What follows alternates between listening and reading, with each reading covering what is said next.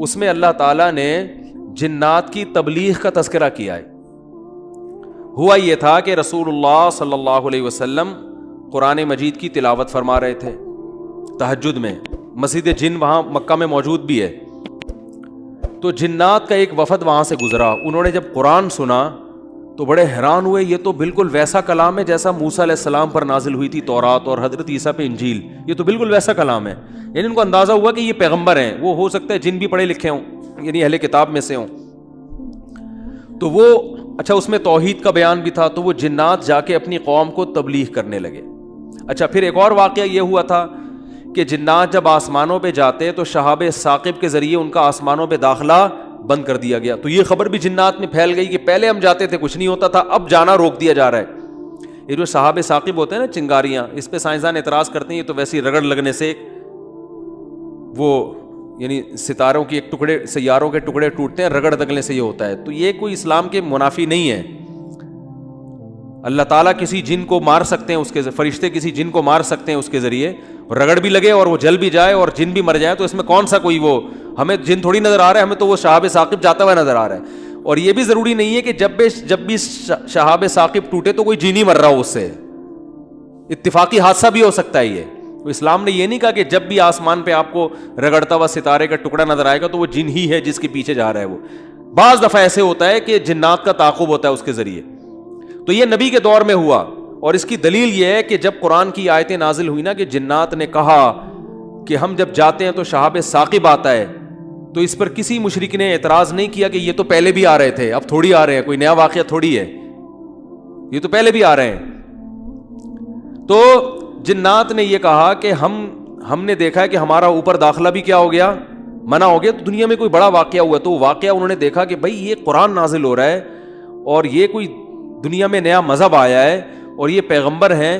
تو انہوں نے جا کے اپنی قوم کو تبلیغ کی, جس کا سورہ جن میں تذکرہ ہے. تو تبلیغ میں انہوں نے یہ الفاظ کیے کہ وَأَنَّا لَمَسْنَا السَّمَاءَ فَوَجَدْنَاهَا مُلِئَتْ حَرَسًا شَدِيدًا وَشُهُبًا. ہم پہلے کی طرح جب آسمانوں پہ جاتے ہیں تو ہم اس میں پہرے دیکھ رہے ہیں اور شہاب ہے, پتھر ہیں جن سے ہمارا تعاقب ہو رہا ہے. تو یہ کچھ کام ہوا ہے. آگے کیا کہتے ہیں, اِنَّا لَا نَدْرِي, ہمیں نہیں پتا. یہ جو دنیا میں عجیب سا کام ہوا ہے نا, لا ندری, ہمیں معلوم نہیں ہے. اشر ارید بمن فی الارض, کہ جو لوگ زمین میں رہتے ہیں ان کے ساتھ برائی یعنی شر کا ارادہ کیا گیا ہے. ام اراد بہم ربہم رشدا, یا اہل زمین کے جو رب ہیں اس رب نے ان کے ساتھ خیر کا ارادہ کیا ہے. آپ کا آئی کیو لیول اگر اچھا ہوتا تو مزہ آ جاتا. آپ ترجمے سے بات سمجھ میں آئی؟ وہ کیا کہہ رہے ہیں, ہمیں نہیں پتہ یہ جو نیا واقعہ ہوا ہے, اہل زمین کے ساتھ برائی کا ارادہ کیا گیا ہے, پیسو وائس فعل مجہول, یا اللہ نے ان کے ساتھ خیر کا ارادہ کیا ہے. بھائی یہ بھی کہہ سکتے تھے کہ ہمیں نہیں پتا کہ اللہ نے ان کے ساتھ خیر کا ارادہ کیا یا شر کا ارادہ کیا ہے. شر اور خیر دونوں کی نسبت کس کی طرف کرتے؟ اللہ کی طرف, کہ پتہ نہیں اللہ اب انسانوں سے اچھا چاہ رہا ہے یا کوئی عذاب آنے والا ہے یا کوئی کچھ اچھا ہونے والا ہے, ہمیں نہیں پتا لیکن کچھ ہونے والا ہے. نہیں آ رہی بات؟ ارے بھائی جنات کو جب یہ واقعہ ہوا نا, اوپر جانا بند ہو گیا آسمانوں پہ, تو جن آ کے آپس میں گول میز کانفرنس بلائی. انہوں نے بولا کہ بھائی کچھ کام عجیب سا ہو رہا ہے, کچھ ہو رہا ہے, یا تو کوئی بہت اچھا ہوگا یا کچھ برا ہو رہا ہے. یعنی کچھ نہ کچھ تو ابھی کائنات میں نیا ہوگا, اس زمین پہ کچھ نیا ہوگا. بمن فی الارض, اہل زمین کے ساتھ کچھ نیا ہونے والا ہے. اب یہ نہیں پتا کہ اچھا ہونے والا ہے یا برا, تو یا تو دونوں میں اللہ کا نام نہ لیتے, یہ کہتے ہمیں نہیں پتا اچھا ہونے والا ہے یا برا ہونے والا, یا اگر اللہ کی طرف نسبت کرنی تھی تو یہ کہتے ہمیں نہیں پتا کہ اللہ اچھا کرے گا یا اللہ ان کے ساتھ کیا کرے گا, برا کرے گا. بھائی جو بھی کرے گا اللہ ہی کرے گا نا.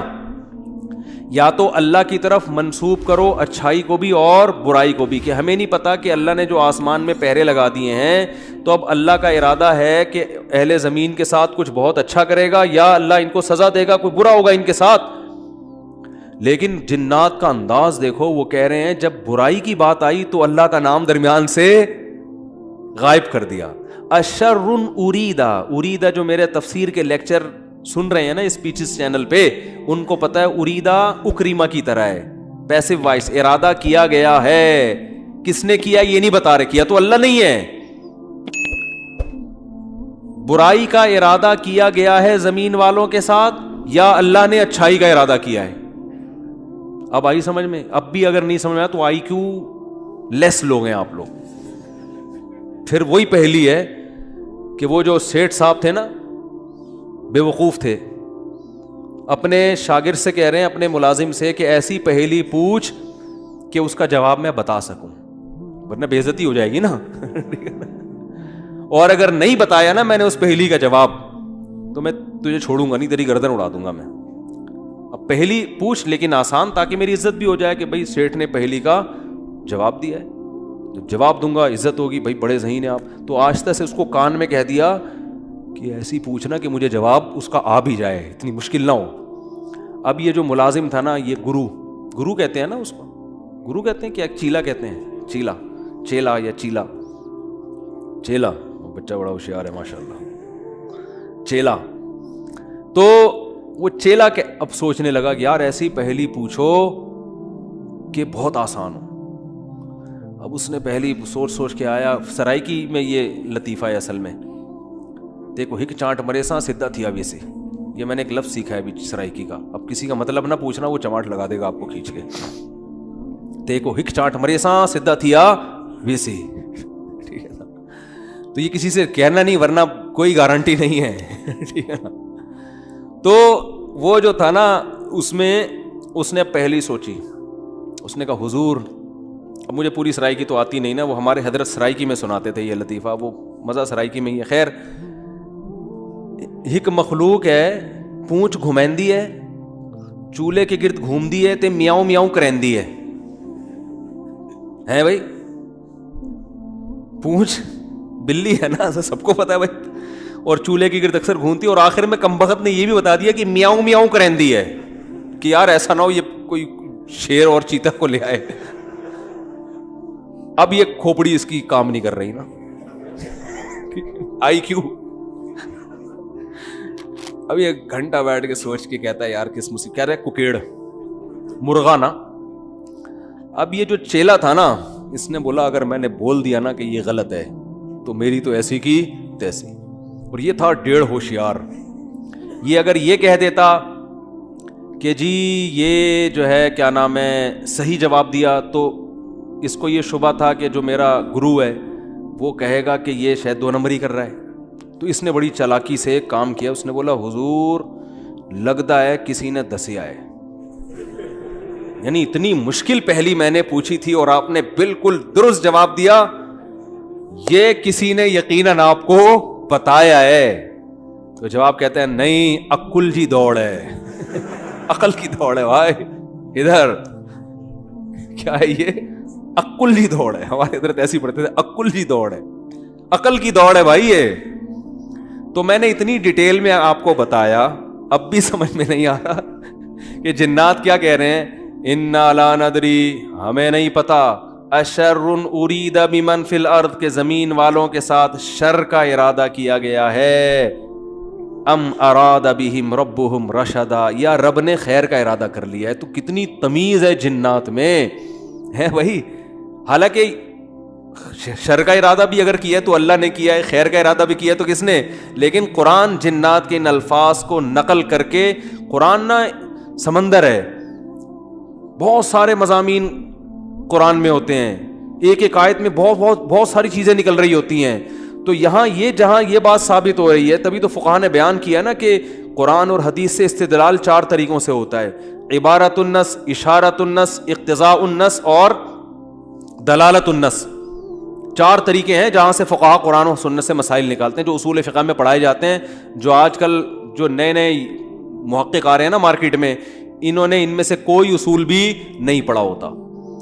تو اس سے یہ بھی پتہ چل رہا ہے قرآن تمیز بھی سکھا رہا ہے ہمیں کہ جنات سے تمیز سیکھ لو, ہمیشہ شر کی نسبت اپنی طرف کرو. صحیح ہے نا, میری وجہ سے ایسا ہوا, یہ ساری خرابی کس کی وجہ سے ہوئی ہے, میری وجہ سے ہوئی ہے بھائی, میری کوئی کوتاہی ہے جس کی وجہ سے شکست ہوئی ہے. جیسے غزوہ احد میں شکست ہوئی تو صحابہ نے تو اپنے آپ کو جھونک دیا تھا, شکست ہو گئی تو قرآن نے کیا کہا, تمہاری وجہ سے ہوئی ہے, ٹھیک ہے نا, تم نے پیغمبر کی اس معاملے میں اطاعت نہیں کی. صحابہ نے یہ نہیں کہا واہ ہم مدینہ چھوڑ کر آ گئے پیغمبر کے لیے, ہے بھائی اتنے ساری ہم نے قربانیاں دے دیں اور اسباب کی دنیا میں کامیابی کی امید نہیں تھی, پھر بھی ہم نے اپنے آپ کو میدان جنگ میں لے جا کے جھونک دیا. اب ایک گھاٹی پہ اگر 50 آدمیوں کے میں سے چند لوگوں نے اگر امیر کی اطاعت نہیں کی تو اس کی ہم سب کو اتنی بڑی سزا مل رہی ہے. دوسرے کوتاہی تو انہوں نے کی ہے اور قرآن کہہ رہے کہ تم نے کی ہے, سب کی طرف نسبت کیوں کی جا رہی ہے؟ صحابہ نے ایسا کوئی لفظ زبان سے نہیں نکالا, کچھ بھی نہیں نکالا صحابہ.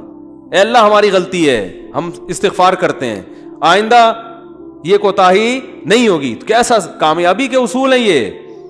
تو بھائی دیکھو دنیا میں آپ کو اللہ کی مان کے چلنا ہے, آخرت میں پھر اللہ آپ کی مان کے چلے گا, سمجھ رہے ہو نا.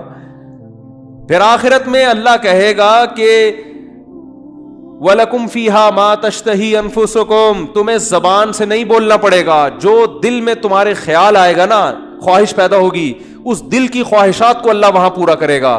دنیا آزمائش کی جگہ ہے, پیڑے کھانے کی جگہ نہیں ہے, یہاں آزمائشیں ہیں. اور اگر کوئی آزمائش نہیں ہے تو یہ خود ایک آزمائش ہے. آپ کہہ سکتے ہیں فلاں تو بڑی ہنسی خوشی زندگی گزار رہا ہے, وہ تو کوئی آزمائش ہی نہیں ہے. او بھائی یہ ہنسی خوشی زندگی خود ایک آزمائش ہے کہ یہ اللہ کا شکر ادا کر رہا ہے کہ نہیں کر رہا. اسے نہ کوئی بیماری ہے, اس کا گھر بھی ہے, اس کے بیوی بچے بھی ہیں, اس کو سکون بھی ہے, گھر میں آتا ہے بیگم تمیز سے بات کرتی ہے, اور جناب گھر سے باہر نکلتا ہے تو بیگم پوچھتی نہیں ہے واپسی پہ کہ انڈے کیوں نہیں لے کر آئے, کوئی کسی قسم کی ٹینشن نہیں ہے. یہی ہو رہا ہے نا آج کل. اور جناب ابا بھی ٹھیک ہیں, اماں بھی ٹھیک ہیں, ملک کی حالات بھی ٹھیک ہیں, بے روزگاری بھی نہیں ہے, بلب کے والدین کو گالیاں دینے کی بھی ضرورت نہیں ہے, لائٹ بھی نہیں جا رہی ہے, پنکھا بھی چل رہا ہے, بٹن دباؤ پنکھا چلتا ہے. جیسے آسٹریلیا میں تو یہی ہوتا ہے, بٹن دباتے تھے پنکھا چل جاتا تھا. وہاں پہ میں حیران ہوتا تھا یار, ہم تو دیکھتے ہیں ٹرائی کر کے چلا کہ نہیں چلا, ایسا ہی ہوتا ہے نا, چل گیا اے اللہ تیرا شکر ہے, نہیں چلا کوئی بات نہیں, لائٹ آنے والی ہے تھوڑی دیر میں آ جائے گی. جنریٹر چلاؤ, کھینچو پھر اس کو جا کے, کتنے تو چپک کے مر گئے جنریٹر سے بیچارے اس چکر میں. تو کوئی ٹینشن اگر نہیں ہے تو بھی بڑی ٹینشن ہے بھائی. کہیں اللہ ایسا تو نہیں ہے کہ کوئی بہت بڑی پکڑ آنے والی ہے, اللہ کی بہت بڑی پکڑ نہ آنے والی ہو, اس لیے ڈرنا ہے. تبھی کہتے ہیں نا الایمان بین الخوف والرجاء, خوف اور امید کے درمیان ہے ایمان. اللہ کی نعمتوں پہ خوش بھی ہونا ہے لیکن خوف کے ساتھ, اترانا نہیں ہے, خوف کے ساتھ. یار اللہ نے مجھے گاڑی بھی دے دی, گھر بھی دے دیا, بیوی بچے بھی دے دیے, روزگار بھی اچھا ہے, صحت بھی اچھی ہے, سب کچھ ہی مجھے مل گیا, تو کہیں یہ استدراج نہ ہو, اللہ کی طرف سے ڈھیل نہ ہو, کیونکہ فرعون کو بھی سب کچھ مل گیا تھا. صحابہ میں تو ایسا بھی ہوتا تھا جب ان کے سامنے اچھے مرغن کھانے آتے رونا شروع کر دیتے. کہیں ایسا تو نہیں ہے کہ ہم نے نبی کا جو ساتھ دیا تو اللہ تعالیٰ نے ہمیں ہمارے اعمال کا بدلہ کہیں دنیا میں ہی تو نہیں دے دیا, ایسا تو نہیں آخرت میں نہیں ملے گا, اس سے ڈر جاتے تھے وہ. اور آج ہماری حال دیکھو, ہماری حالت دیکھو, خوشی ملتی ہے تو اترانے لگتے ہیں, دوسروں کو نیچا دکھانے لگتے ہیں, اور ایسے سمجھتے ہیں ہم سے بڑا فنٹر دنیا میں کوئی ہے ہی نہیں, اور اعمال سے پیچھے ہٹ جاتے ہیں. خوشی ملی ہے نا تو اعمال سے کیا ہو جاتے ہیں, پیچھے, اور غم ہوتا ہے تو واویلا کرنا شروع کر دیتے ہیں. جیسے قرآن نے کہا ان الانسان خلق ہلوعا اذا مسہ الشر جزوعا واذا مسہ الخیر منوعا, کہ انسان کو جب شر پہنچتا ہے جزوعا, جزا فضا شروع کر دیتا ہے, واویلا, ہائے میرے رب نے یہ کر دیا, ہائے میرے اللہ نے یہ کر دیا میرے ساتھ, میں ہی ملا تھا ٹینشن دینے کے لیے. اور جب خوشیاں ملتی ہیں منوعا, اللہ فرماتے ہیں کنجوس بن جاتا ہے, میرا مال میں خرچ نہیں کروں گا, میں غریبوں کا خیال نہیں کروں گا, میرا پیسہ ہے, میری محنت ہے. تو کہیں الا المصلین, فرمایا کچھ لوگ ہیں جو معتدل ہوتے ہیں کہ جب غم پہنچتا ہے تو صبر کرتے ہیں, خوشی پہنچتی ہے تو اللہ کی اطاعت میں اور زیادہ بڑھ جاتے ہیں. اور وہ کون لوگ ہیں, الا المصلین الذین هم علی صلاتهم دائمون, وہ نمازی جو اپنی نمازوں کی حفاظت کرتے ہیں, اور والذین هم من عذاب ربهم مشفقون, آخرت کا سوچ سوچ کے ڈرتے رہتے ہیں. لفروجہم حافظون, اپنی شرمگاہوں کی حفاظت کرتے ہیں. الا علی ازواجہم او ما ملکت ایمانہم, سوائے اپنی بیویوں کے کسی اور کے پاس نہیں جاتے. لِأَمَانَاتِهِمْ وَعَهْدِهِمْ رَاعُونَ, اپنے ایگریمنٹ کے پابند ہوتے ہیں, کسی کو زبان دے کے پیچھے نہیں ہٹتے معاہدوں کے. تو اللہ نے جو خوف دن کے دل میں نا ان کی یہ صفات بیان کی ہیں, فرمایا یہ نارمل لوگ ہوتے ہیں, یہ کیا ہوتے ہیں؟ نارمل. آج کسی نے بتایا کہ وہاں ایک افغانی آئے ہوئے تھے, وہ کہنے لگے کہ ہم نے وہاں امریکیوں کو دیکھا ہے کہ جب ان کی لڑائی ہوتی تھی نا وہاں افغانستان میں, تو ادھر افغانی جب شہید ہوتے ہیں تو ان کے دوسرے جو بھائی ہیں نا وہ صبر کرتے ہیں, بھائی شہید ہو گئے, اللہ تعالیٰ اس کے درجات بلند کرے. انہوں نے کہا کہ جب کوئی امریکی قتل ہوتا ہے تو چیخ چیخ کے رو رہے ہوتے ہیں فوجی.